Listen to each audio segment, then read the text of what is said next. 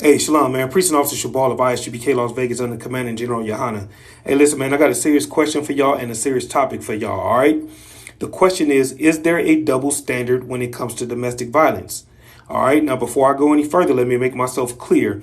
Neither myself or anyone in the ISGPK applauds, advocates, or gives a pass for domestic violence. It is a horrible thing across the board, no matter who's involved, all right? However, the question still needs to be asked.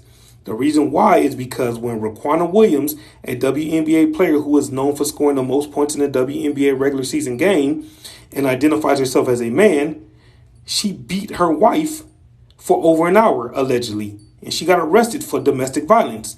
This happened several months ago, and no one is really talking about it, if at all, right? In the midst of the Me Too movement, right? Your man Dana White, in the midst of the Me Too movement and cancel culture, is on camera slapping his woman, right? A prominent media figure identified Dana White as his friend and didn't even really want to touch the subject. And it's business as usual with Dana White.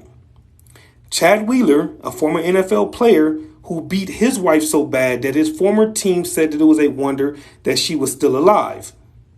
No one really talked about that.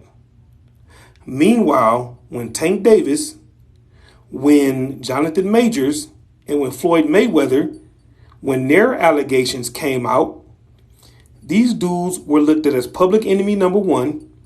Everyone wanted to cancel them, and everyone wanted to label them as woman beaters. Now, again, no one's saying that it's cool for domestic violence no matter who's involved. But the point that I'm trying to make and the question that I'm asking is, how come it seems like when a black man is arrested for domestic violence allegations, the black man gets painted and posted up as the poster child for domestic violence? Meanwhile, if it's someone of the alternative lifestyle movement or a so-called white man or so-called white woman, everyone wants to sweep it under the rug and turn a blind eye as if nothing's going on.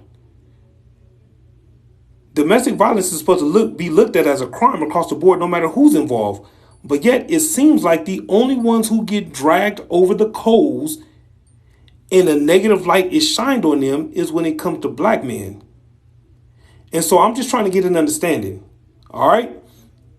If domestic violence is bad, domestic violence is bad. Don't make it seem like domestic violence is only bad when a black man is getting arrested for domestic violence. You see what I'm saying? Ray Rice could even get back into the NFL when the things came out against him. Right? Now, again, we're not saying that what he did was cool, but what we're saying is he got vilified. Meanwhile, no one's talking about Raquana Williams.